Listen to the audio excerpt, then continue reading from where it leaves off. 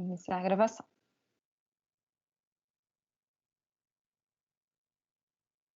Já apareceu?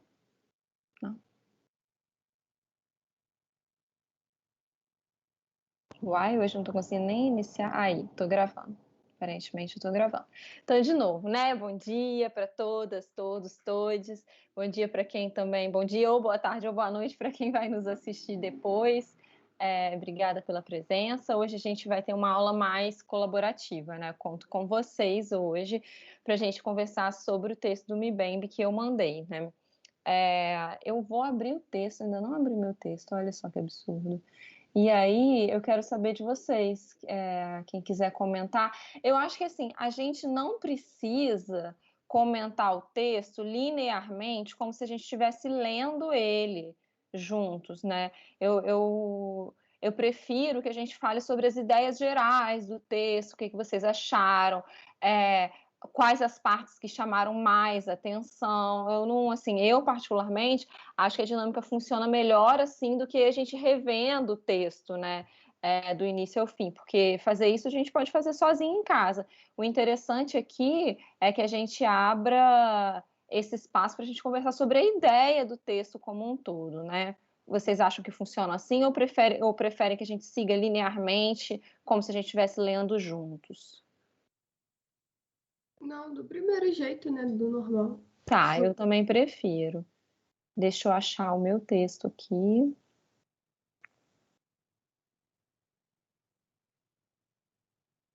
E eu falei para vocês que eu adicionei no Facebook, que ele me cumprimentou lá, né? E que eu cumprimentei de volta, eu tive coragem. Me sentindo uma fã boba. Tá, muito bem. Texto aberto. Belezinha, né? Então, esse texto é do Mbembe, que todos nós conhecemos, né? Um pensador incrível. E ele se chama O que fazer com as estátuas e os monumentos coloniais. Ele fala mais especificamente da questão da África, né? Só que eu acho que a gente pode trazer isso bem para a realidade, para a nossa realidade de países colonizados também aqui na América Latina, né? Então, como eu gostaria que essa aula fosse mais dinâmica, eu quero dar a palavra para vocês primeiro. Quem gostaria de começar a falar, por favor? Porque eu falo muito, eu quero ouvir hoje. Eu que falo muito também posso falar um pouquinho. Claro. Eu estava lendo aquela parte do... Ele está falando sobre como manejar a memória que ficou do colonialismo, né, da dominação colonial. E da coisa... Bom, primeiro do nome e tal, e depois ele entra na estátua, na retirada da estátua, mas ele fala de uma memória seletiva. Nessa hora, eu vim para o Brasil para anistia ampla, geral e restrita, que não foi seletiva, vamos dizer assim, pelo menos teoricamente, porque é ampla, geral e restrita, é para todo mundo. Que naquela época significava, na verdade, acho que foi uma jogada política, né, para conseguir uma anistia para presos políticos, perseguidos políticos, enfim, da esquerda, né, que tinham combatido a ditadura, acho que foi negociado foi conseguida uma anistia através dessa negociação, de uma ampla, geral e restrita que incluía também militares, torturadores, etc. E que hoje esqueceram que são anistiados, porque são anistiados, então anistia significa esquecimento, então esqueceram com justa razão, mas esqueceram sem a razão, sem a mesma razão, a outra parte, quer dizer, eles não anistiaram ninguém. Né? Então, sei lá, me veio essa... É uma boa observação, né? Como a nossa memória é seletiva, eu gostei dessa palavra, né? E como memória e esquecimento andam juntos, e esse processo da anistia é realmente um processo de esquecimento, né? Um processo de esquecimento de tudo que a gente passou, e como a gente não conversa sobre isso, né? Como as pessoas mais novas também não têm acesso a essa memória da ditadura, né? O que a gente aprende na escola é tudo muito muito amplo, genérico, né? Então, assim, a gente tem dificuldades de acessar a memória da nossa ditadura, né? E mudando totalmente de assunto, que você falou o termo seletivo, né? Assim como a memória seletiva, no caso da iconoclastia, uma coisa que eu observo também é que existe uma revolta seletiva, né? Quando alguma estátua é quebrada, né? Qual é a estátua que revolta, né? Assim, qual monumento que é danificado, ou quebrado, ou colocado abaixo, que mexe com a população? São todos ou não, né? Por exemplo, um monumento lá em homenagem aí no Rio ao Zumbi dos Palmares sempre é pichado, vandalizado, botaram a suástica na cara do zumbi. E assim, a opinião pública, o jornalismo, assim, a imprensa, a opinião pública, eles pouco ligam para isso, sabe? Mas quando aconteceu com a Princesa Isabel, recentemente, os monarquistas colocaram polícia do lado, né? Saiu em todos os jornais e tudo mais. Quando o monumento lá de Colston, do Edward Colston e muitos outros vêm abaixo, existiu uma revolta popular muito grande, né? Uma mobilização popular muito grande. E a gente vê que assim como a memória é construída de uma maneira seletiva, a destruição também é vista de uma maneira a revolta pela destruição também é muito seletiva, né? As pessoas não se revoltam com toda e qualquer destruição, né? Elas escolhem, mesmo que inconscientemente, com o que elas estão se revoltando, né? Fui para um outro assunto nada a ver, mas a palavra me lembrou isso. Mais alguém, gente?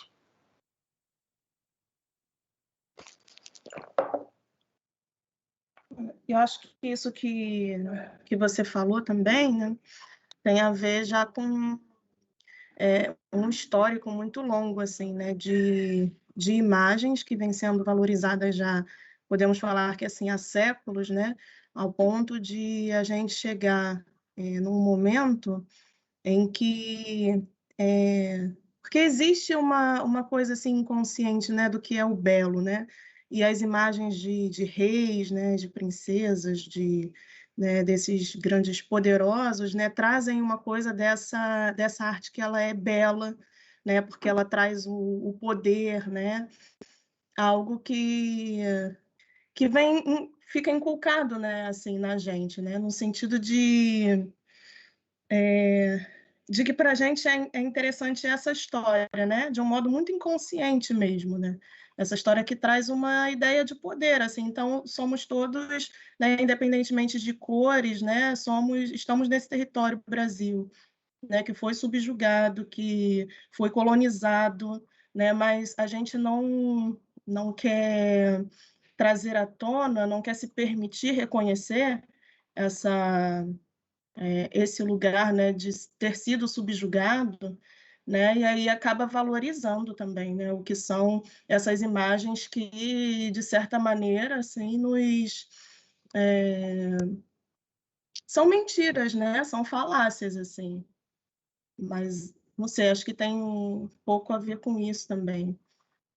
Tem um trecho aqui que ele fala, né, toda dominação deve se inscrever não somente nos corpos dos sujeitos, mas também deixar marcas sobre o espaço que habitam, né? Então, assim, sobre os nossos corpos existe essa sujeição, mas existe também uma necessidade de não se reconhecer essa sujeição. E acho que por isso que os movimentos, não, acho que não é movimento, não é nem a palavra certa, né? Mas falar assim de ações artístico-políticas, não sei, né, que partem de corpos que claramente trazem no corpo, né, a imagem da dominação, e aí no caso a gente fala de pessoas negras e indígenas, né, porque claramente nós já temos essa marca, né?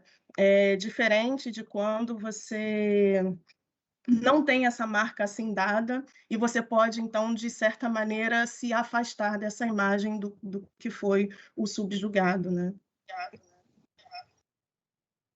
Ótimo, Gisele. E assim, eu estou aqui enquanto você está falando, eu estou pensando como os processos de dominação cultural. Eu estava escrevendo um texto, eu faço uns freelas para Estácio, né? E dessa vez é para descrever conteúdo, né? Dessa vez eles me pediram para escrever um texto sobre pintura e gravura no Brasil colonial. E eu começo o texto, assim, eu não tenho... Eles têm todo um template preparado, eles já, assim, querem que eles querem ouvir o que eles querem, sabe? Mas, assim, eu sou incapaz de fazer isso, então eu não posso falar sobre pintura colonial sem escrever pelo menos um parágrafo sobre a colonização, né? Então, uma coisa que eu escrevi no começo desse texto foi que dá para perceber que, no caso do Brasil e em outras estratégias de dominação, de colonização, de subjugação, a gente vê um processo de subjugação da terra, do corpo do outro e também da cultura do outro, né? Então, assim, por exemplo, quando a gente tem o Brasil colonizado, a gente tem a cultura dos povos originários muito apagadas, né? A cultura dos povos que vieram escravizados muito apagadas, e a gente tem uma arte que é majoritariamente de matriz europeia, né? Então, assim, toda dominação política tem essa parte da dominação cultural, né? Eles impõem os seus símbolos, né? E eles constroem a sua história, cristalizam a sua memória através desses símbolos. E eu estava pensando também deixando marcas simbólicas, né? Como você disse, o termo que você usou. E aí eu pensei muito no discurso da Revolução Francesa mesmo, que é onde eu acredito que gestou os pontos de reflexão que a gente tem feito hoje, né? Que para destruir, eles diziam, os revolucionários, eu não sei se eu cheguei a falar para vocês, que para destruir um poder dominante, um poder hegemônico, é necessário também destruir os seus símbolos do poder, né? Toda aquela imagem daquele poder, tudo que ajudou a construir aquela história, cristalizar aquela memória dos vencedores, né? Então, assim, o processo de subjugação do corpo e da terra é muito, muito sério, mas existe também, a gente não pode deixar de ver, que existe um processo de dominação cultural e que, às vezes, é necessário a gente dar um jeito nisso, né? E a grande pergunta do texto do Mbembe, né? O que a gente vai fazer com essas marcas visuais e com essas marcas culturais que carregam essa história da dominação, da subjugação, da colonização, né? Às vezes elas têm que ser destruídas de alguma maneira, ressignificadas de alguma maneira, né? E é bem isso que ele se propõe a discutir no texto, né? E tem muito a ver com sua fala. Eu achei ele muito, assim, apaziguador da situação, né? Ele acha no final um terceiro caminho que eu achei super tranquilo. Eu achei que ele ia mandar queimar tudo, destruir tudo. Eu tava esperando, né? Também achei engraçado que ele escreveu um texto e alguém formatou para ser marcador de livro, né? Tá no fininho. Pois é, gente, aconteceu, não tá, porque ele é um texto de revista. Então, eu tinha reconfigurado ele de outra maneira, mas aí agora, eu não sei, eu acho que eu perdi o arquivo que eu configurei de outra maneira. Eu ainda fiquei assim, gente, será que é poético? É poeticamente estreito? Não, vocês me desculpem, ele estava no formato da revista, e quando eu baixei, ele veio assim. Mas eu reconfigurei e mandei o arquivo errado, inclusive o arquivo que eu abri aqui também tá assim, então vocês me desculpem. Não, deu pra... Melhor ler direto no site, gente. Eu vou colar aqui da revista. Tem o site da revista, né? Eu podia ter mandado o link do site da revista. Enfim. Mas eu achei muito, assim, não é uma posição extremista, né? Que às vezes o pessoal gosta de falar, quem tem... Isso é um posicionamento extremo. Não é, ele foi super bonzinho. Ele falou, coloca eles num parque. Coloca eles num parquinho verde, assim, o parque da memória, e deixa eles presos lá.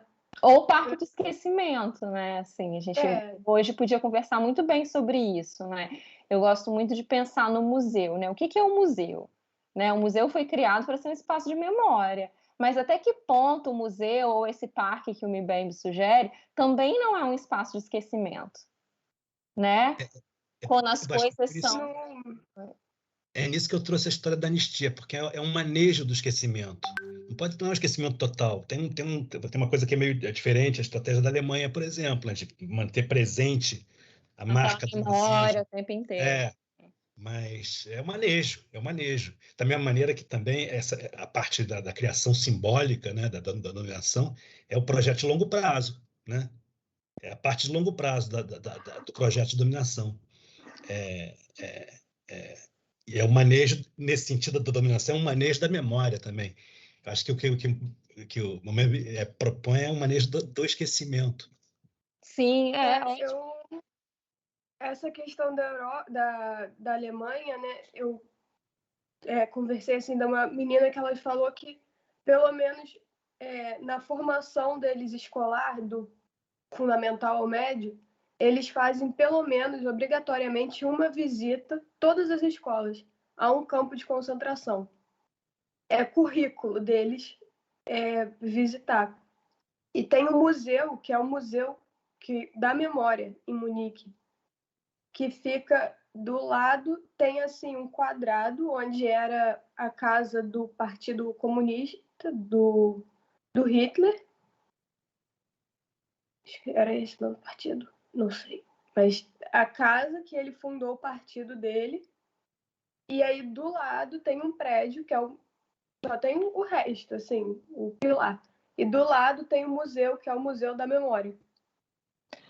O caso alemão é um caso clássico de entender a história, né? Tem muitos historiadores, porque a gente pensa às vezes assim, a gente pensa não, né? Muita gente se dedica a estudar qual que é a função da história, né? E para muitos a função da história é uma função didática, né? A gente aprende para não repetir os erros do passado, né? Para outros a história é uma construção diferente, né? Existem várias vertentes para pensar sobre isso. Mas o caso alemão ele aplica muito bem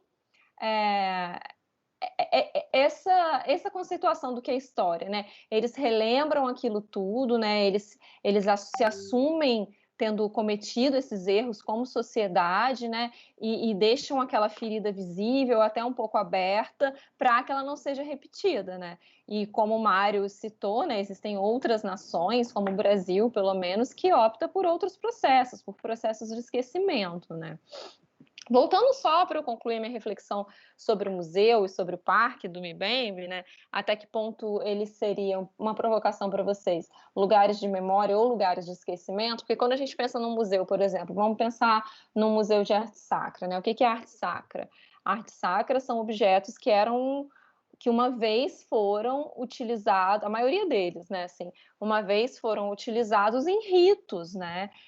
Dentro das cerimônias religiosas pelos clérigos, pelos fiéis, né? E a gente tira aqueles objetos da função original deles, passa para o museu, onde eles não cumprem essa função mais, eles viram objetos de fruição, de observação. Primeiro ponto, né? O outro ponto, quem que entra no museu? Né? Quem que entraria nesse parque? Como é que seria? Como seria isso, né? Porque a gente sabe, gente, assim, aí vai falar, o parque é de graça, certos museus são de graça, né? A gente sabe que existe uma noção assim de não pertencimento que faz certos grupos não entrarem em lugares mesmo que não sejam pagos. Eu lembro a minha primeira experiência de dar aula, né? Assim que eu me formei, muito jovem, eu fui dar aula numa escola municipal da prefeitura. E era numa comunidade muito perto do centro, mas uma comunidade muito violenta, era uma situação muito complicada lá, né? E assim, era muito perto do centro, era um morro do lado do centro. E o centro da cidade que eu morava tinha muitas atividades gratuitas de música, sabe? E eu perguntava para os meus alunos, né? Vocês já foram? Vocês conhecem? É de graça, vamos! E eles nunca foram, nunca conheceram, nunca queriam ir porque eles não achavam que eles pertenciam, que eles tinham direito àquilo. Né? Eles tinham medo de como eles seriam vistos ao entrar naqueles lugares, que aquilo não era para eles. Né? Então, assim, se você pensa num parque, num museu, mesmo que seja de graça, quem que entra ali, na verdade? Né? Para que o museu é feito? Tirando a ideia das visitas escolares que acontecem e tudo mais. Então, se a gente pensa naquele objeto que está lá, por exemplo, da arte sacra, ele é um objeto que ele não é usado mais, ele é um objeto que ele é visto por poucos, por uma classe que tem acesso ao museu, né, um acesso cultural ao museu, ou financeiro, que seja.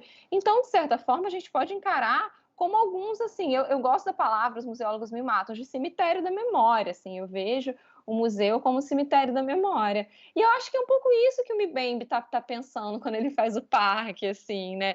Vamos botar essas estátuas lá e, para alguns, elas vão ser objetos de aprendizado, né? E para não cometer esse erro de novo, igual acontece na Alemanha. E para outros, elas vão ser objeto de esquecimento, um cemitério da memória. Essa gente é para ser esquecida, né? Cada um lida com aqueles objetos naquele parque de um jeito. Uns vão olhar para aquilo e aprender com aquilo, e outros vão falar, vamos esquecer essa galera mesmo, porque não vale a pena lembrar, sabe? Então, enfim, fui longe, eu tô dando umas viagens hoje que eu não sei nem se estão fazendo muito sentido com o texto, né?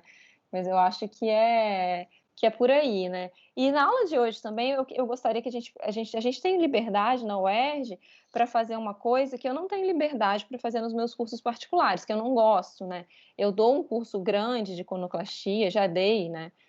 No momento eu não estou dando mais, porque eu estou me dedicando a escrever esse conteúdo no livro, mas nesse curso eu me eximo de dar a minha opinião sobre esse tipo de coisa, minha opinião pessoal, né? E eu não pergunto aos alunos a opinião pessoal deles, mas eu acho que a gente, em sala de aula na UERJ, a gente tem essa liberdade. Né? Então, eu até gostaria de ouvir para vocês, né? Ou que vocês respondam, depois da gente ler a opinião do Mbembe, né? O que ele faria, né? Ou qual é o projeto dele para essas estátuas coloniais? Eu gostaria que a gente discutisse o que a gente faria, né? O que vocês fariam, né? Eu trouxe um PowerPoint também, se der tempo, com algumas soluções intermediárias, como a do Mbembe, que já estão acontecendo, mas eu gostaria de ouvir de vocês primeiro. O que vocês acham, né? Onde vocês se colocam, né? No curso particular, por exemplo, eu não tenho espaço nem, assim... É um curso expositivo, nem para a gente discutir esse texto, né? É um curso que eu me coloco... Olha, eu estou apresentando para vocês a história da iconoclastia, né? A gente não vai aqui fazer juízo de valor.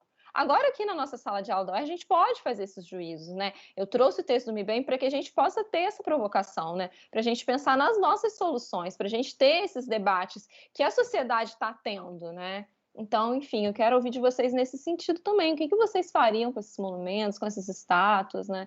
Qual que é a opinião de vocês? Como graduandos em artes ou história da arte, né? Levando em conta que aquilo também é um objeto materialmente importante, financeiramente valioso, enfim. Voluntários. Eu acho, tanto quando eu fui falar, eu falei que eu achei... Quem tá falando? Eu não consigo ver quem tá falando. Sou eu. Eu quem? Jordana. Jordana, é porque eu não te vejo, você não tá aparecendo na minha telinha. Não, não, você tá travada na minha Sua câmera tá travada, Jordana. Ah, tá. De repente desliga e liga a câmera de novo que vai. Mas enfim, dá para ouvir, dá para te ouvir perfeitamente também. Voltei. Voltou, agora tá mexendo. Ah, tá. Mas que eu achei a solução do autor muito, muito branda, achei ele muito calmo. Mas eu acho que destruir uma imagem constrói uma imagem. Quando teve as manifestações, aquela de Bristol, acho que principalmente, que tem eles arrastando a imagem e jogando no rio, eu amo aquela construção de imagem no imaginário das pessoas, da destruição. Eu acho que isso tem que estar presente também. Então, acho que eu não sou muito fã só desse apaziguamento, põe no lugar para esquecer ou para lembrar, põe no parquinho. Mas eu gosto da imagem violenta contra a imagem, que para as pessoas pensarem que elas podem destruir coisas, que não é sacralizado. Se a gente pega aquilo de um lugar para o outro com todo cuidado, aí vai, reúne, aí com aqueles carrinhos que pega assim e leva. Mas realmente ser violento contra aquela imagem violenta tem que acontecer às vezes, pelo menos. Não estou falando com todas, né? A gente quebra uma, eles tiram 5. Justo, sei lá. Mas eu acho que precisa. Eu adoro. Eu me lembro que na primeira aula o meu microfone não estava funcionando. E eu ia falar que eu adoro vandalismo. E eu não falei, mas eu falo agora. Mas é isso. a gente também não precisa ter uma opinião formada sobre isso, né? Assim, o importante, na verdade, é que a gente entenda o que geram esses processos, né, de iconoclastia, de vandalismo. De fato, o caso de Bristol é um caso foi muito forte, assim, né? É muito simbólico que aquela estátua tenha voltado para a água, né? Assim, essa imagem dela caindo na água, eu achei muito potente. Que você pensa que todo o tráfico negreiro veio do mar, né? Veio da água. E quando aquela estátua é jogada no rio, parece que está sendo feito um movimento contrário, né? Então, assim, aquilo acabou, por querer ou sem querer, criando uma imagem muito potente, criando um simbolismo muito potente, sabe? Isso eu concordo, né? E a iconoclastia também, a destruição cria, né? Esse é meu grande argumento. A destruição não acaba com as coisas, ela cria coisas, ela cria imagens, ela cria novas narrativas, ela cria fluxos diferentes na história, né? Então, a gente precisa levar em conta que que a partir da destruição também se constrói. Nossa, eu lembrei da mitologia indiana agora, qual que é o deus lá da destruição, que precisa destruir tudo para construir? É Shiva, sei lá. Gente, eu já tô... Impossível. Mais alguém quer dar sua opinião? Eu posso até dar a minha, assim, sabe? Eu estava pensando numa proposta que vai de encontro com a Jordana. Porque, bom, eu estava pensando ainda no parquinho, mas para manter aquele parquinho, derrubar as estátuas, fazê-las de banco, sei lá. Pô, que legal! Ou o picho ser permitido, qualquer coisa assim, ressignificar, na verdade. Acho que é. Agora, a gente não está nada garantido, né? Porque essa coisa da estátua que foi para debaixo d'água, eu estava pensando aqui, daqui a pouco o tataraneto do Damien Hirst vai, tira e faz uma estátua, glorifica tudo de novo. Então, São não tem garantia. processos. Você falou uma coisa agora, Maria Jordana, também, que a gente tem que levar em conta dos processos de sacralização de uma imagem, do objeto artístico, né? A gente sabe que o objeto artístico tem essa aura, né? Do objeto intocável, né? E isso é impactante para as pessoas, isso é impactante até para os historiadores da arte, né? Cara, muita gente no começo me perguntou o que eu achava, né, quando essa história, todo mundo veio, o que você acha, o que você acha? Eu falei, gente, por hora eu não acho nada, assim, eu só quero entender o que está acontecendo ali.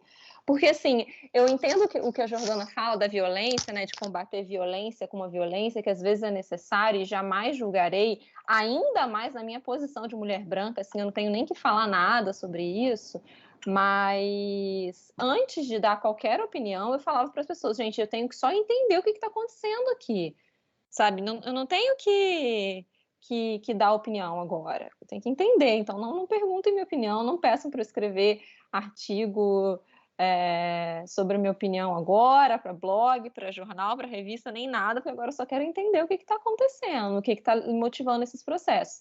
E aí, voltando ao assunto da violência, né, eu acho importante, às vezes, eu acho que a violência é estratégia de resistência, sim, mas eu acho que a gente tem que tirar, muitas vezes, os manifestantes, os iconoclastas, do lugar do selvagem, né? Porque, assim, a iconoclastia é pensada, ela é estratégia, ela não é selvageria, né? Ela não é gratuita. E o caso de Bristol é perfeito para a gente entender isso, porque o caso de Bristol era um caso que estava sendo, não sei se eu já falei isso para vocês, que já estava sendo negociado há muito tempo, né? O movimento negro daquela cidade estava em diálogo com o prefeito, que é um homem negro, sobre o que fazer com aquela estátua. Há muito tempo, né? Existia um projeto de tirar aquela estátua dali, né? E fazer alguma coisa com ela. Só que era um projeto que nunca estava saindo do papel. E aí, diante do absurdo que aconteceu, né, do assassinato do George Floyd, que veio à tona, né, e assim, é um absurdo que acontece todo dia, porque a gente sabe quantas pessoas negras são mortas daquela maneira, a cada segundo a gente está aqui dando aula e tem uma pessoa negra sendo assassinada pela polícia, sabe? Então, assim, foi um momento de absurdo tão grande, né, que a reação das pessoas foi quebrar uma coisa simbólica, né? Destruir esse símbolo do poder, destruir esse símbolo da colonização, da violência, como um ato de resistência, né?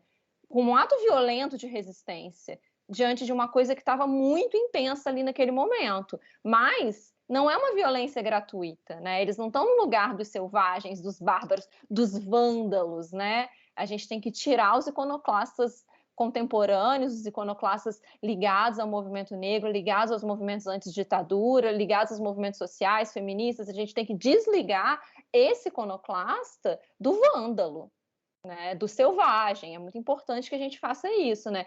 E a gente vem falando, né, o título do meu módulo é esse, a iconoclastia como estratégia de resistência, né? Não é gratuito, aquilo é pensado, né? Aquilo não é nunca a primeira solução, inclusive, né? Oi, alguém levantou a mão? O Eduardo Nísio. Desculpa. Oi, não, na verdade é só uma pequena observação. Essa sua fala me fez lembrar até um pouco do discurso da Hannah Arendt, que é desse entender, né? Inclusive ela foi muito criticada, né? Quando ela, enfim, buscou entender o nazismo, né? Enfim, então, vocês sabem quem é a Hannah Arendt, né? Sim. Tá. Enfim, eu tô vendo aqui, aí eu falei, ué, será que... o microfone também às vezes é meio ruim, aí não fica tão...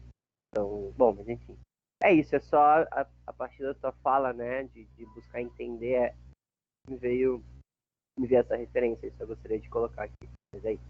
Sim, né, antes da gente fazer qualquer juízo de valor, né, é muito mais importante, assim, a gente está discutindo as nossas opiniões, mas, na verdade, é muito mais importante a gente entender os processos históricos que estão levando àquele acontecimento, né?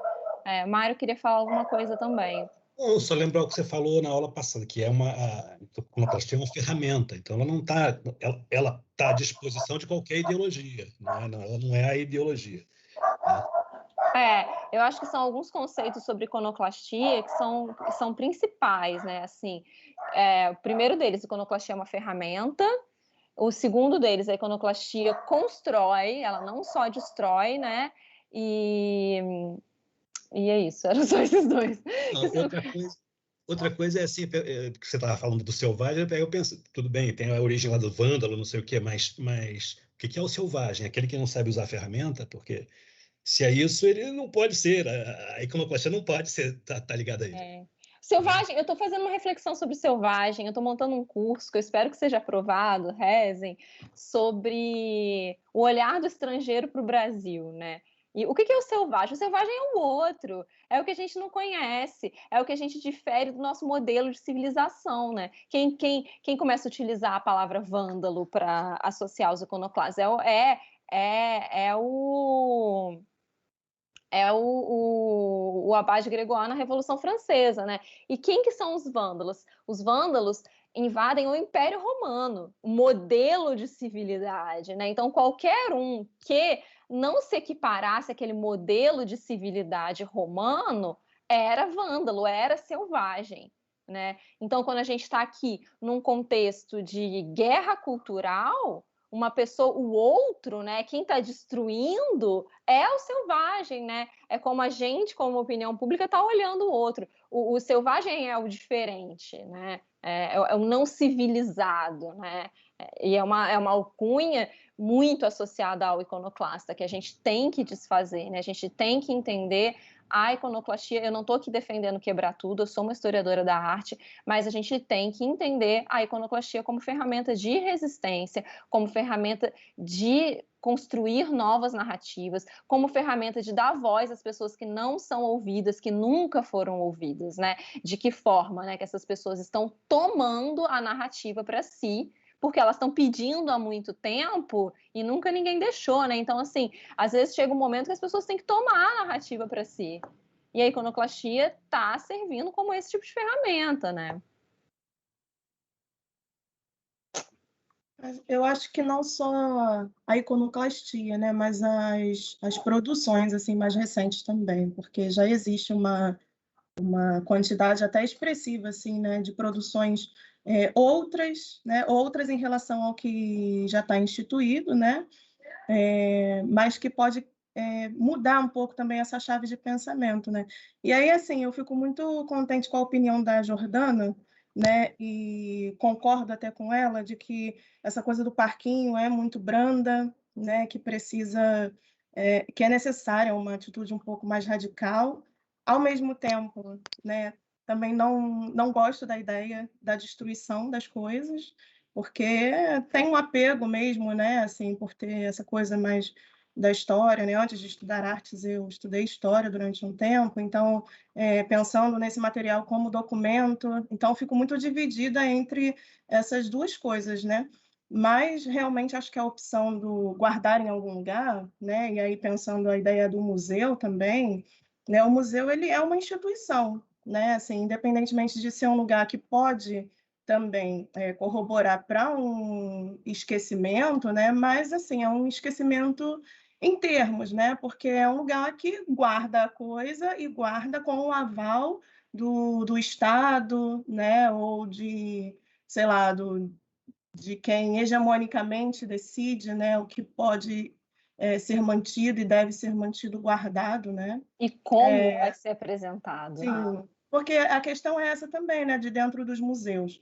A gente tem museu que fala de tudo, né? Hoje em dia, museu para todas as coisas, né? Mas aí tem as questões das curadorias, de como essas coisas elas são apresentadas ali, né? Então, uma estátua grega, ou sei lá o quê, um Museu Nacional de Belas Artes, por exemplo, né? Vai dispor as coisas de uma maneira em que, assim, por mais que a gente nem lembre que essas coisas existem, mas se a gente entrar lá, a gente vai ver que claramente a coisa ela é colocada de uma maneira, né, que valoriza assim, o que é esse passado glorioso, assim, né, afinal.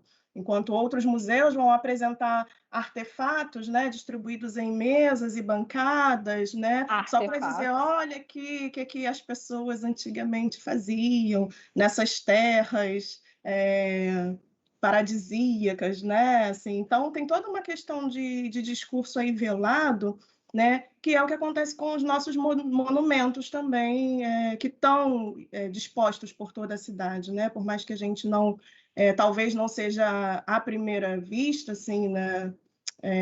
Ou conscientemente afetados por eles, né? Mas nos afetam, né? Em muitos sentidos. E aí eu penso assim, não sei se idealmente, né, repensar essa curadoria desses monumentos, se não poderia ser uma possibilidade também de trocar a chave de como a gente pensa sobre isso, né?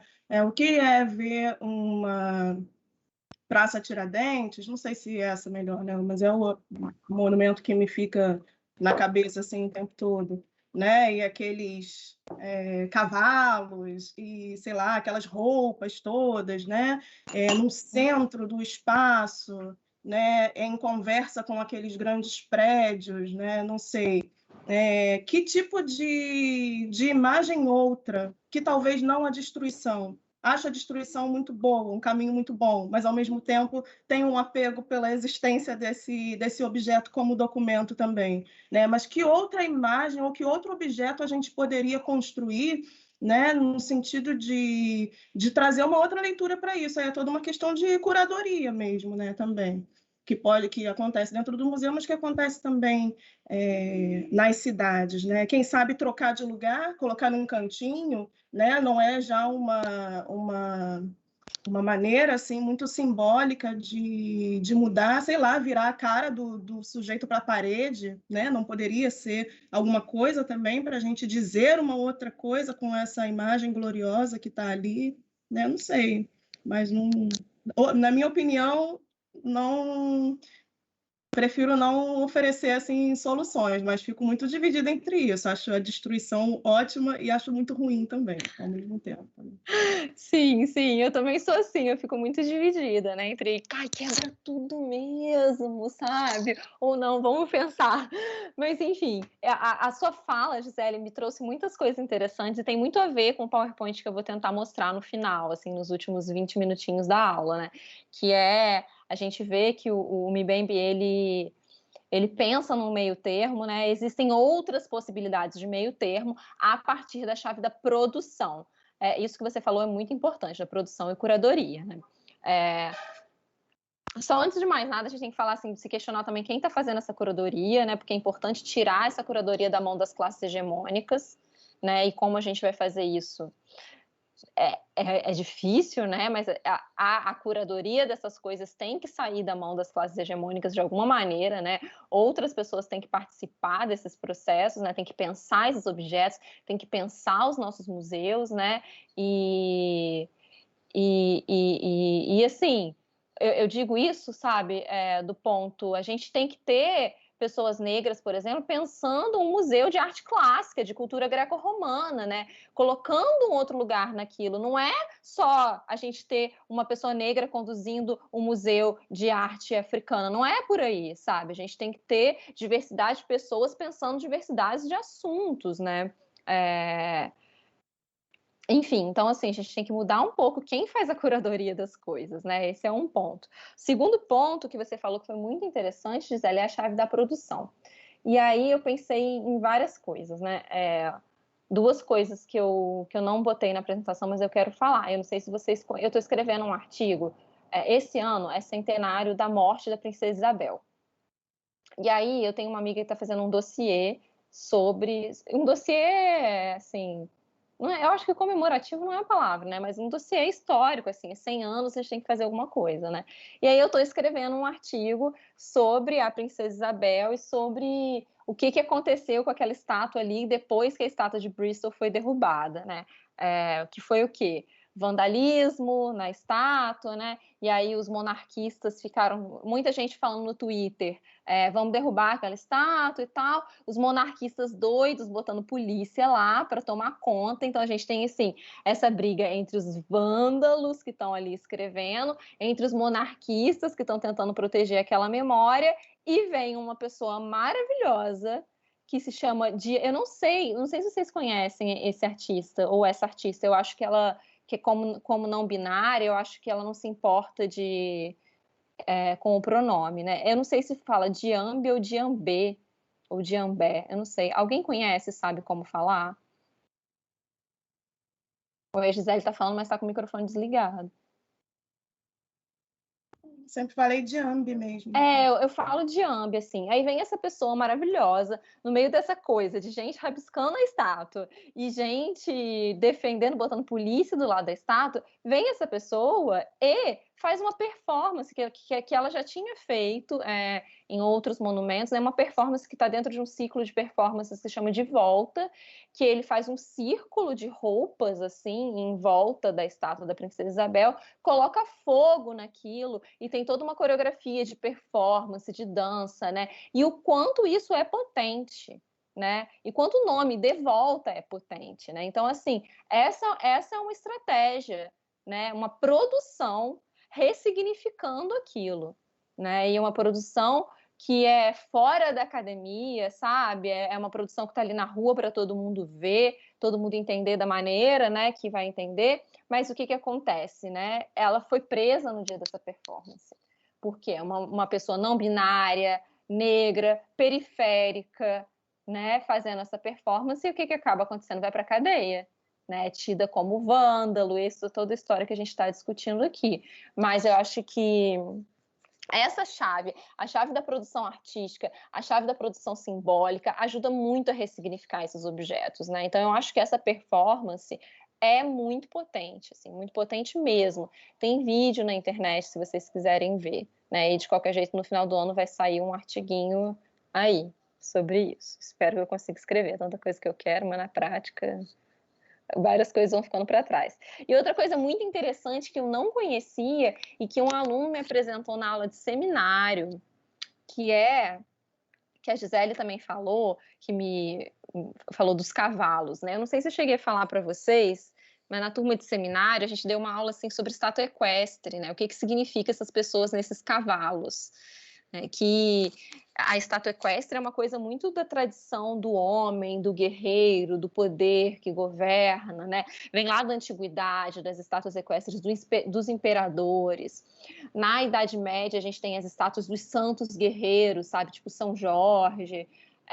Na modernidade, a gente vê a Revolução Francesa com seus reis. Então, assim, a estátua equestre é um dos símbolos enormes de poder. A história de construção desse estilo de escultura estátua equestre é um gênero de representação do poder. E é visivelmente isso, né? Uma pessoa em cima de um cavalo, um negócio enorme, né? E aí, um grupo de alunos me apresentando um trabalho de seminário que eu não conhecia, essa obra aqui. Gente, desculpa, não tem em português essa página da Wikipédia, mas eu vou explicar o que é para vocês. Eu vou botar o link em inglês para quem consegue E para vocês verem a imagem também, e eu vou explicar para você o que é essa estátua, né? Um artista, né, Kim Rajwale, ele fez simplesmente uma estátua equestre que não era uma estátua equestre ele é um artista afro-americano, né? E ele faz uma estátua equestre que não é de um governante hegemônico, né? Ele coloca uma pessoa que não é das classes hegemônicas, em cima dessa estátua equestre, nesse lugar de poder, e justamente ele desafia essa ideia do poder, né? Ele desafia essa ideia da tradição da estátua equestre. Então eu achei muito, muito, muito interessante essa proposta dele, né? Essa proposta de produção dele. É uma série? Não, eu acho que é um trabalho só.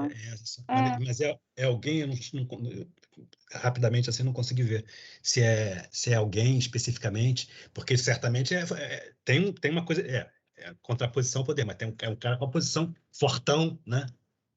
Sim, eu acho que eu tenho que ver, eu esqueci, é uma pessoa específica que ele coloca, uma pessoa que é periférica, não sei se é ele mesmo, sabe? Eu não tô conseguindo lembrar agora, eu tô procurando aqui, tô lendo o texto.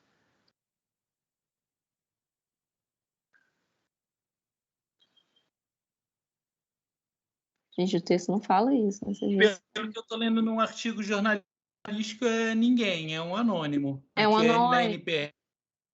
Eu vou colar aqui, pelo que está no artigo jornalístico, rapidinho, 2 minutos.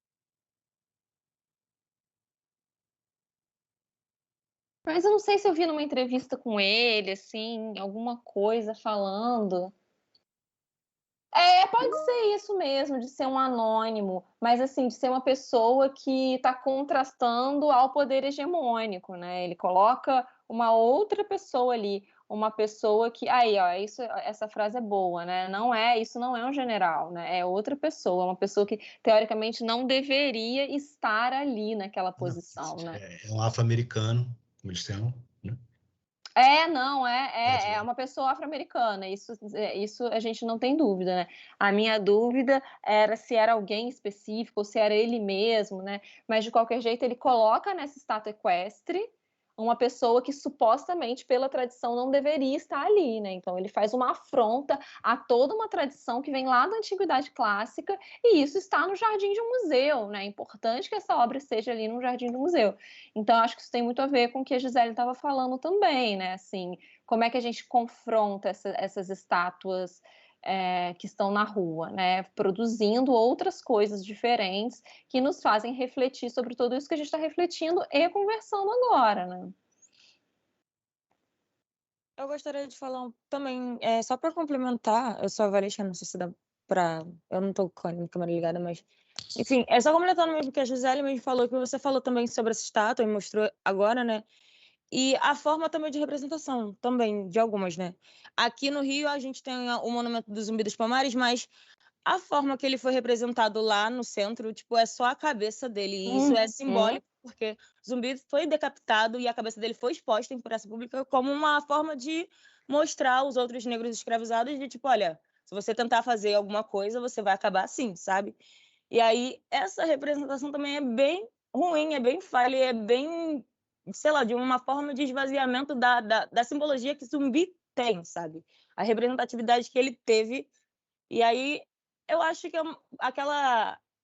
Claro que ela é depredada e tudo mais, mas eu acho que até mesmo a forma a construção dela já foi tida como uma forma de apagamento, sabe?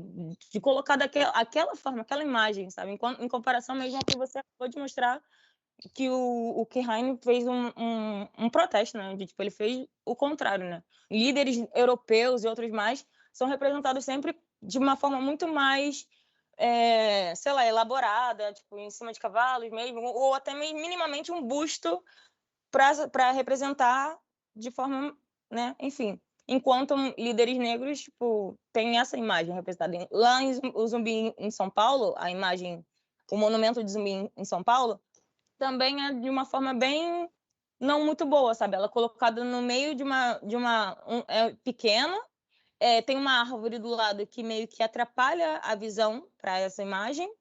E é num lugar que as pessoas passam, tipo, uma via pública lá no centro de São Paulo, mas que as pessoas passam e nem percebem a obra, entendeu? Então, essa também é uma forma, né, de apagamento, enfim. Acho muito importante seu comentário, Gisele, que, inclusive, assim, a gente tem que pensar, os poucos monumentos que a gente tem aos líderes negros e os nossos povos originários são totalmente deturpados, né? Lá em seminário, gente, eu trabalhei com monumento mesmo, então a gente analisou um monumento que mostra indígenas, que, assim, não tem nada a ver com os indígenas brasileiros, enfim, mas é importante você ter falado isso para a gente entender que a gente tem pouquíssimos monumentos que não sejam das classes hegemônicas e que esses monumentos não foram construídos da maneira ideal, né? O monumento do Zumbi, inclusive, esse que você está se referindo, ele não teve nenhuma preocupação com o zumbi histórico, né? Por exemplo, quando você bem disse, né, a gente tem uma estátua equestre de um líder, de um general militar branco, existe toda uma preocupação com a história dele, né? Geralmente embaixo dessas estátuas equestres tem relevos narrativos contando as histórias das batalhas que ele participou, né? Pode ser tudo muito aumentado, muito romantizado, mas existe ali uma preocupação de uma construção de uma história em cima daquela estátua. No nosso Monumento ao Zumbi, a gente tem nenhuma preocupação com construção de história de quem foi aquele homem, do que ele representou para a história do Brasil, do que ele representou para o povo negro, não tem. Inclusive, aquela máscara, né, aquela obra, ela é baseada numa máscara. Cabeça de fé. E assim, ela não é baseada na fisionomia, ninguém pesquisou como seria a fisionomia do zumbi, ninguém pesquisou o zumbi histórico para fazer aquele monumento, né? Então, assim, é exatamente isso que você falou, né? A gente tem, assim, temos um monumento, tá aí, né? Tá aí, mas como é que esse monumento foi feito, né? Qual que é, olha a seletividade também, né? Que preocupação é dada a que tipo de monumento, né? Então, achei esse comentário seu muito importante também. Tem novas mensagens aqui no chat. Não, é só porque eu fui ver no site do artista e, na verdade, ele fez uma série de pinturas e aí o museu, a partir dessas pinturas, comissionou essa estátua que lá. massa! Vou até deixar esse site aberto aqui. Eu li muito pouco sobre isso, gente. Esses trabalhos foram apresentados na quinta-feira e eu tô com essa página da Wikipédia aberta aqui desde quinta-feira e eu não consegui ler com calma, né? Então, assim, eu tô falando para vocês de uma maneira um pouco deliberada, só porque eu achei que tinha tudo a ver com o comentário que a Gisele fez, né? Aí, assim, depois é legal de ver também, porque, assim, mesmo ele questionando essa posição do poder, você vai ver as pinturas do mesmo jeito, é uma super masculinidade ali que está retratada, depois você vai ver, tipo, tem coisas que ele não questiona, né? Assim, Então, é legal de dar uma olhada nas pinturas, interessante. Obrigada por colocar o link, Andrei. Mais alguém, gente, quer falar? No finalzinho da aula eu queria mostrar algumas coisas. A gente meio que já está no finalzinho, né? Então, acho que eu vou mostrar umas coisas e a gente discute em cima delas, né? Eu trouxe algumas soluções intermediárias, assim, parecidas com a do Mibembe, né? Não estou falando, assim, eu aqui não tô falando que tem que quebrar, que tem que guardar, que tem que mudar de lugar, assim, eu acho que principalmente cada caso é um caso, né? Cada caso precisa de pesquisa, de cuidado, né? Então, estou querendo mostrar para vocês algumas soluções intermediárias que têm a ver com a chave da produção artística, que é o que tem que quebrar, pô. Eu vou mostrar algumas soluções para vocês que têm a ver com a chave da produção artística, que é bem o que a Gisele falou. Uau. Não, assim, eu já falei lá no seminário, cada caso é um caso, como você falou, mas tem algumas, nos casos das estátuas coloniais, por exemplo, do Cecil Rhodes lá, né, que tem um movimento grande para derrubar. Assim, é brutal ter no meio da África do Sul, no centro da África do Sul, umas estátuas do Rhodes, que é um cara que é um supremacista branco, criou um país com o nome dele na época, né, a Rodésia. Então, assim, acho que tem algumas que não tem conversa. Não eu acho tem que jeito. arregaçar mesmo, tipo... E assim, gente, eu tô com medo, essa aula vai pro YouTube. Mas se a gente pensar num negócio assim também, eu fico pensando, qual é a qualidade artística de algumas dessas estátuas, né? Porque assim... E é uma imposição também da história, né? A gente fica pensando, né, como um documento... assim, tem um caso, né, do busto lá do Costa e Silva, talvez, eu acho, Taquari, né, na época da Comissão da Verdade, que eles destruíram o pedestal, o busto foi salvo, porque tem a casa do cara, foi lá um museuzinho e tal. E, assim, isso só se tornou um documento histórico por causa do uso do poder ali, que era um poder forçado, não teve uma decisão democrática, uma decisão completamente autocrática do que vira a história, né? Do que vira o documento. E aí, assim, qual é o valor de preservar essa história, né? Acho que a história da ditadura está preservada de outras maneiras, com outros documentos. Esse busto aí, para mim, tinha que fundir e faz outra estátua com ele, de outra coisa. Acabou, não precisa mais. O que é produção também, né? Transformação, é criação também, né? A ideia de você derreter e usar o bronze para outra coisa, para mim, é muito interessante. Assim. Eu acho que para mim tinha que ser isso, arregaça. Essas do Rhodes aí, derrete, pelo amor de Deus. Tem por que ter o Rhodes no meio da África do Sul, do Zaire, Zâmbia, sabe? Umas coisas que não dá. Vou aproveitar só para comentar sobre essa coisa do documento, né? Porque eu falei sobre isso também. Mas eu acho que, assim, quando eu defendo, né, em partes, essa questão da preservação do documento, mas penso em conjunto um trabalho muito importante de educação mesmo, assim, num sentido amplo, que é de a gente aprender a ler esses documentos também. Né? Por isso, essa questão da curadoria, do modo de dispor essas imagens, né? De como que elas são apresentadas, porque senão é isso, né? A gente vai olhar para elas sempre com o sentido que elas, intencionalmente, né? Desde a sua produção inicial, desejavam passar. Mas não, assim, olhar para uma estátua dessas hoje, a gente precisa saber olhar para elas também, né? Ótimo. Gente, eu vou pedir licença para ler o comentário da Marina, que não está conseguindo falar com o microfone. A Marina diz o seguinte, comentando o que a Valesca disse, é alguma coisa sobre narrativa também. Quem conta a história e de que forma? E essas estátuas contam. Assim como a Jordana, minha opinião se inclina muito mais para o lado da destruição. É importante narrar essas histórias a partir de um ponto de vista ativo. Na escola, a referência da história preta é só sobre escravidão, colonização, e ainda de um jeito como se pretos não tivessem lutado para sair disso. Então, penso que a destruição dessas imagens é importante para criar outra narrativa, principalmente não contada pelo outro, mas sim por quem está diretamente implicado com aquilo.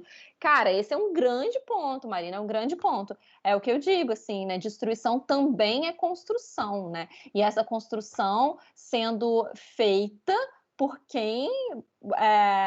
como você disse, por quem está implicado com aquilo, né? Essas pessoas que estão destruindo, elas estão pegando, se apropriando da sua própria história, recontando, ressignificando a partir da destruição.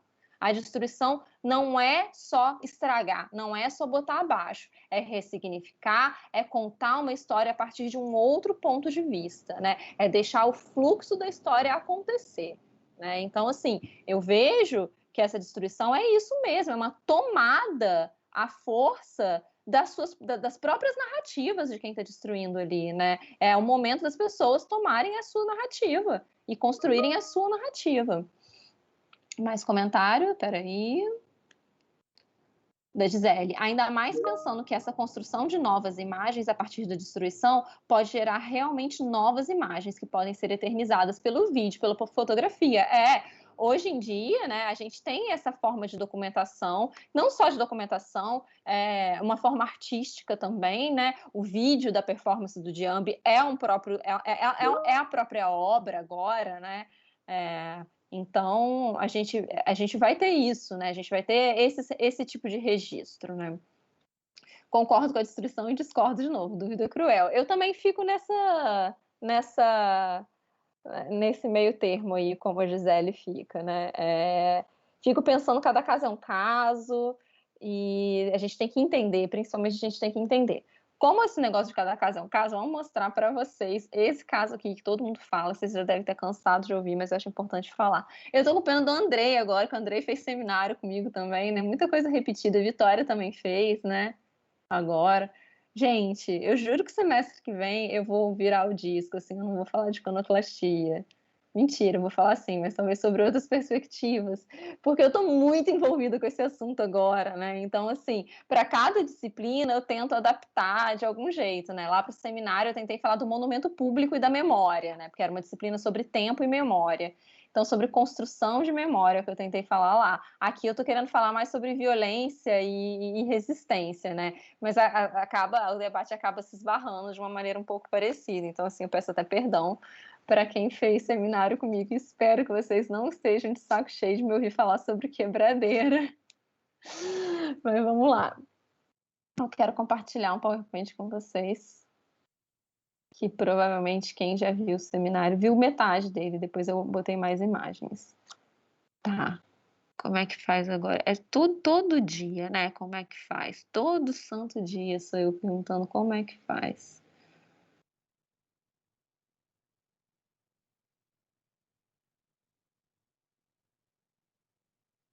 Vocês estão vendo meu PowerPoint? Sim, Tá totalmente... Uai, mas não tá andando.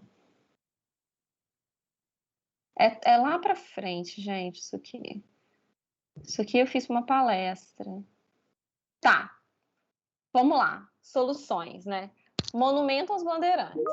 Polêmico pra caramba. Por quê? A gente conhece, acredito que todos conhecem mais ou menos a história do Monumento das Bandeiras, que foi um monumento de expansão territorial para o interior do Brasil, em busca de metais preciosos, em busca de território, de riquezas naturais. E esse movimento de expansão veio com um verdadeiro genocídio dos nossos povos originários, né? E a gente tem um monumento gigantesco aos bandeirantes em São Paulo, né? Só que quem fez esse monumento?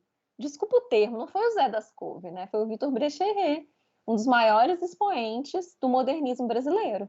Então, essa escultura, esse monumento gigantesco, é um documento de um período histórico da arte brasileira. É um documento da transformação da arte brasileira. Né? É um documento do que estava se transformando a escultura na época moderna. Então, é um monumento que é tecnicamente muito interessante, é um monumento que, para as histórias da arte, marca um momento que é importante, mas, ao mesmo tempo, é um monumento de homenagem a uma das histórias mais absurdas que o Brasil viveu. O que a gente faz com esse elefante branco? Não dá para destruir esse elefante branco. Vocês concordam comigo, né? Mas, ao mesmo tempo, não dá para deixar ele aí no meio da praça, ignorando que ele está homenageando um dos maiores absurdos da história do Brasil. E esse monumento, ele há muito tempo passa por várias interferências, né? Ele passa por pichações, como foi essa agora não, essa é de 2016, mas ele passa por frequentes pichações, né? Que, para mim, a pichação também é expressão artística. Eu não dou muito conta do povo que fica diferenciando grafite de pichação, porque é uma maneira de elitizar as coisas, né? Colocar o grafite no lugar de arte e a pichação no lugar do vandalismo, né? Então, assim, eu acredito na pichação também como ferramenta de resistência e também como representação artística, né? A gente vê nessas pichações de letras escritas mesmo, um preciosismo artístico de traço, né? Eu acho muito interessante. Então, eu também não gosto muito dessa separação. Então, a gente vê esse tipo de interferência no Monumento às Bandeiras, que eu acho muito interessante e que podia ficar para sempre até, né? Na minha opinião, né?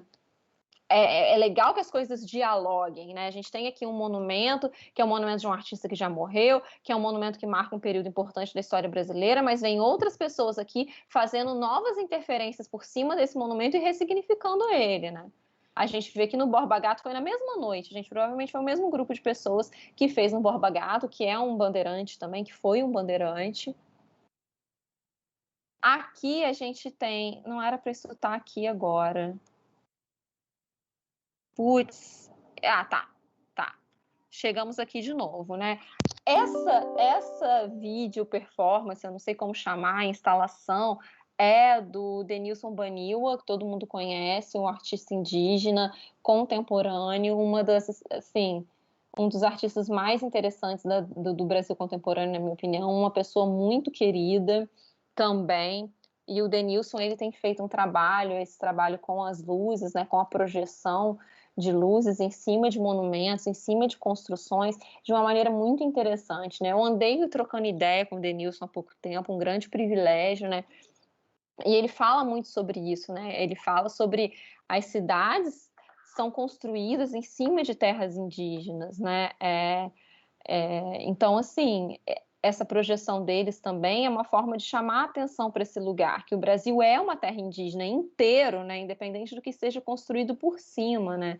E aí ele faz essas projeções de grafismos indígenas em cima do Monumento aos Bandeirantes.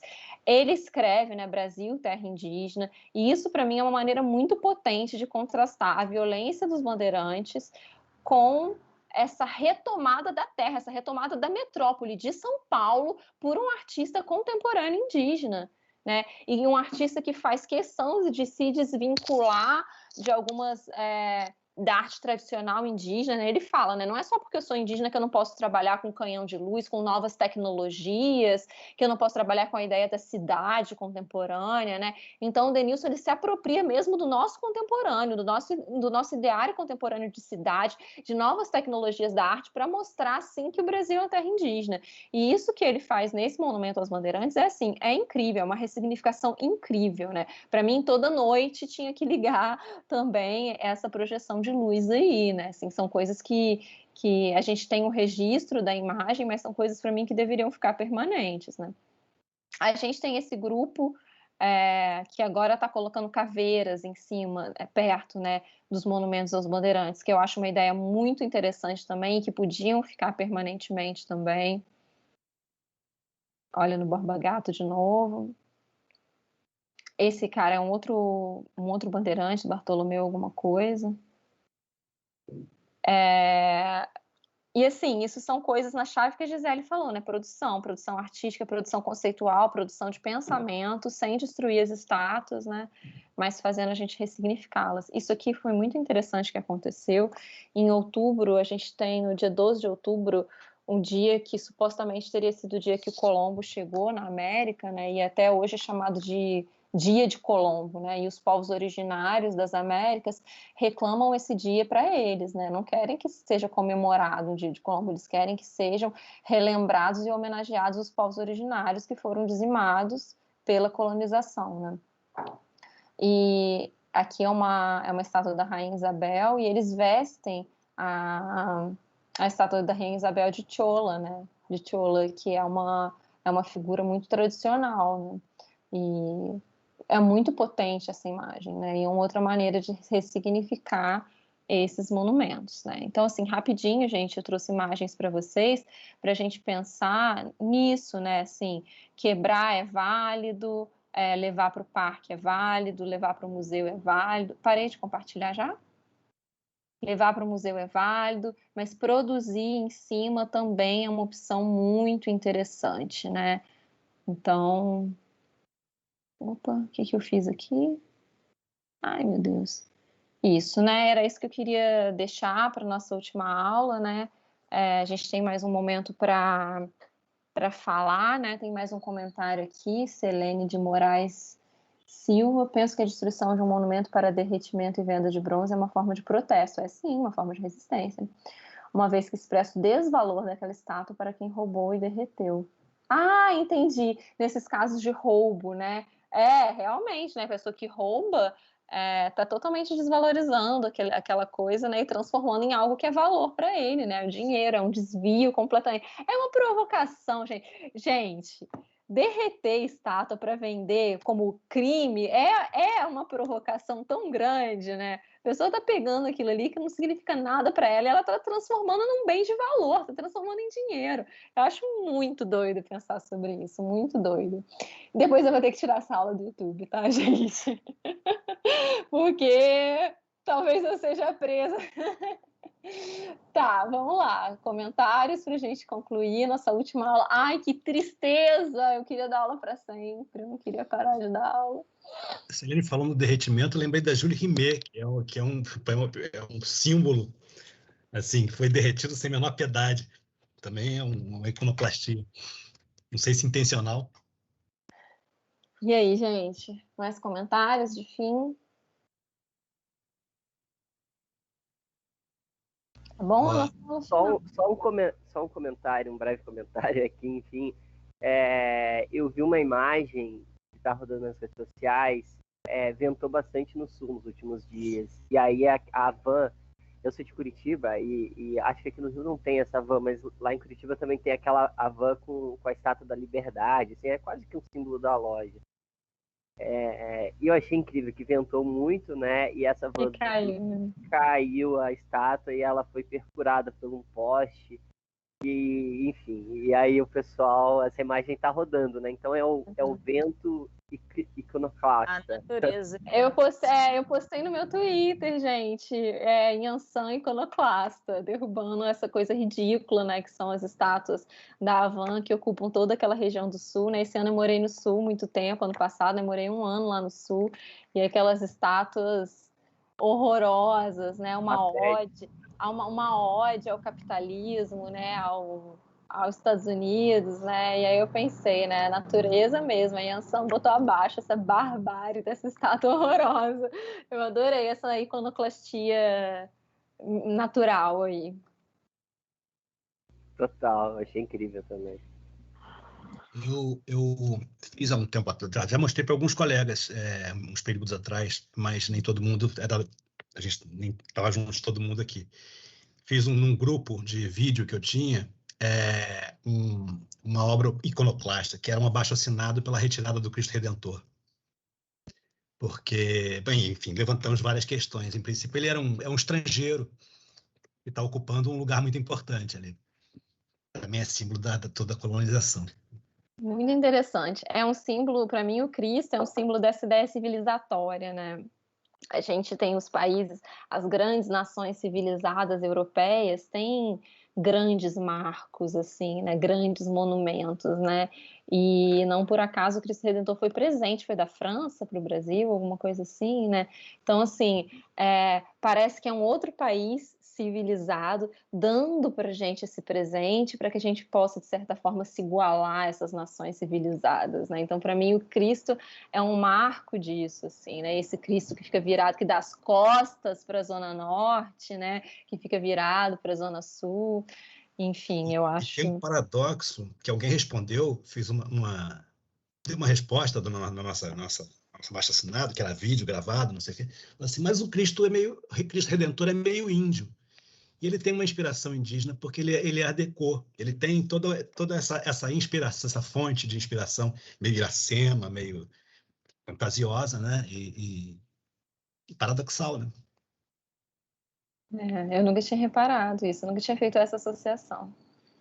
Então, gente, é isso, assim, eu lamento que tenha sido tão breve esse semestre com vocês, assim, muito corrido, de última hora, né? Quem está lá na pauta sem professor é meu aluno, então é para mandar o trabalho para mim, para aquele e-mail que eu coloquei, né, abreu.clara@ce.uerj, assim, tá escrito lá no AVA, né? E é isso, assim, eu lamento muito que tenha sido pouco tempo, mas foi um prazer, a gente fez debates muito legais nesses 3 dias de aula, e a gente encerra por aqui, estou esperando os trabalhos, até hoje, né? Estou esperando os trabalhos. Oi. Eu enviei o meu faz uns dias. Você responde? Cara, gente, eu não costumo responder, assim, o que acontece? É muito e-mail, gente, é muito e-mail, e sabe o que eu vou fazendo para me organizar? Eu abro e corrijo, porque assim eu não me perco, sabe? Se eu abrir tudo, é um pouco confuso. Eu amo dar aula, mas existem algumas coisas burocráticas que são muito difíceis para mim, sabe? Que eu tenho uma dificuldade real, assim, acho que é uma dificuldade cognitiva, assim, com esse negócio de organizar pauta, de organizar trabalho, isso é muito difícil para mim, né? Então, o jeito que eu encontrei mais fácil é de abrir um e-mail, corrigir, sabe? Então, assim, se o trabalho não chegar para mim, eu sei quem está vindo nas aulas, eu tenho a minha pauta, eu sei quem é meu aluno. Se o trabalho não chegar para mim, eu vou acabar buscando o aluno, sabe? Ainda mais vocês que estão aqui falando todo dia, eu vou falar, olha, seu trabalho não veio, teve alguma coisa errada, sabe? Então, assim, e mesmo se eu não perguntar, a pessoa vai tirar 0, depois volta para mim, Clara, mas eu mandei o trabalho, o que aconteceu? E a gente vai rever, entra com um processinho para mudar essa nota, sabe? Mas não se preocupem, com isso. Desculpa não dar conta de responder, mas assim, é um probleminha meu aí. E aí eu fico muito nervosa, porque aí começa uns alunos, aí me manda pedindo para responder nesse e-mail, aí manda no meu e-mail pessoal, aí manda no meu Facebook, aí eu começo a ficar tão desesperada, aí eu vou lá e respondo a essa pessoa só. E aí depois eu esqueço de corrigir o trabalho dessa pessoa, porque foi o e-mail que eu já abri, entende? Ai, ó. O e-mail, gente, está lá no AVA. No AVA tem um quadro avisos, né? Nesses avisos, eu botei vários avisos. E um deles está escrito alguma coisa assim, como se comunicar comigo, sabe? E aí lá dentro tem o e-mail direitinho. Todas as informações que vocês precisam estão no AVA, lembrem-se disso, tá bom? Eu não sei o e-mail de cabeça, porque né, é muita coisa para guardar. Deixa eu ler o... Eu podia já ter parado de gravar isso aqui, né? Porque agora a gente está... Não sei como é que para também. Parar a gravação. Deixa eu só ler uns últimos recados aqui, que podem ser importantes para todo mundo. Só a Graziele agradecendo, amei o conteúdo. Obrigada. Obrigada, eu gostaria de ter tido mais tempo também. É isso, gente. O trabalho aí hoje, tá bom? Quando vai ter o curso? Que curso? De iconoclastia? Se você vai oferecer novamente. Que eu Selene, o que aconteceu com esse curso? Eu ofereci ele 3 vezes, né? Então, eu tive 3 turmas lotadas desse curso. Foi uma bênção na minha vida. E aí, o que acontece? Eu esgotei um pouco o meu público. E aí, eu dou o curso só para grupo fechado agora. Então, quem quiser... Quem conseguir fazer um grupo fechado de no mínimo 10 pessoas, eu consigo abrir uma turma. Mas por enquanto eu só estou dando curso assim. Porque eu não tenho condição de abrir mais, porque eu gasto um certo dinheiro para abrir. Entende? Porque assim, eu faço inscrição pelo Simpla, o Simpla me paga, me rouba 20%, eu pago a Bia, né? Eu tenho uma pessoa que trabalha comigo, que é amiga da Vitória, a Vitória conhece. Então, assim, eu tenho que dar porcentagem do curso para a Bia também. Então, assim, não vale a pena, nem para mim, nem para a Bia, abrir um curso e ter, tipo assim, 5 participantes. Para a Bia, então, menos ainda, sabe? Que a porcentagem que vai para ela é muito pequena, sabe? Então, assim, a gente precisa ter um grupo. Então, se alguém quiser... de fora também, o curso é para qualquer um, é um curso muito básico, assim, né? Montar um grupo para fazer esse e outros cursos que eu já tenho pronto, fiquem à vontade, né? Eu tenho um curso pronto também sobre a Capela Sistina, que tem uma outra vibe, assim, uma vibe meio que sem muito debate, assim, crítico, né? Mas é isso, acompanhem lá na página, tem uma página do Instagram que chama Histórias da Arte, lá tem mais ou menos os cursos que a gente dá e tudo mais, e lá tem conteúdo gratuito, assim, também, feito com muita qualidade por mim e pela Bia. Então tá. Eu que agradeço vocês, gente. Obrigada por tudo. E é isso, a gente se vê no semestre que vem. Eu sou a única pessoa que fica triste, eu acho, né, perto das férias. O curso vale muito a pena, né? A Vitória estava lá. E, Vitória, o curso está totalmente diferente agora. Por quê? Totalmente não, o curso tem muito mais casos. Tem muito mais casos, porque eu estou pesquisando para escrever o livro. Ai, que gracinha! Quem é essa pessoa linda com a Gisele aí? Oi? Cecília. Sua filha? Muito linda. Quanto mais eu pesquiso para escrever o livro, gente, mais casos eu tenho para colocar no curso, na nova versão do curso. Então, assim, o curso está ficando muito enriquecido. Mas, enfim, façam um grupo, chamem gente de fora também, que vocês acham que possa interessar, e aí me manda e-mail, e aí vocês podem mandar para o meu e-mail pessoal ou para o e-mail do Histórias da Arte. Lá no site tem o nosso e-mail, tem tudo, que aí a gente conversa, tá? Tô vendo que tem gente aí que tá animando para fazer o curso. Então tá bom. Beijo. Tchau, tchau. Eu que agradeço. Tchau. Eu não posso sair, né? Tem que esperar a gravação.